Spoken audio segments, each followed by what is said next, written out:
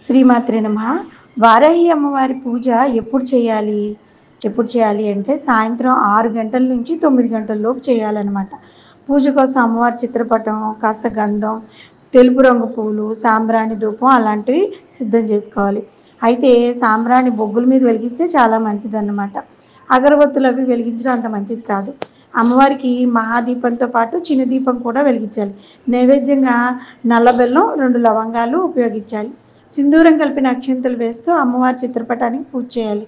అమ్మవారికి శుక్రవారం అష్టమి తేదీ కలిసి వచ్చిన రోజంటే చాలా ఇష్టం అనమాట. ఆ రోజు 6 గంటల నుంచి 10 గంటల లోపు దీపం, ధూపం, నైవేద్యం భక్తి శ్రద్ధలతో అమ్మవారికి పూజ చేసుకుని 3 లవంగాలు అరచేతిలో తీసుకుని ఈ మంత్రాన్ని 26 సార్లు అనుకోండి. మీరు ఏమి కోరుకుంటే అది వెంటనే తీరుతుంది. ఆ మంత్రం ఏంటంటే ఐం క్లీం సౌన్ ముందు నామాల్లో మనం చెప్పుకున్నాం కదా, అది చెప్పుకుంటే తప్పనిసరిగా మీ కోరిక నెరవేరుతుంది.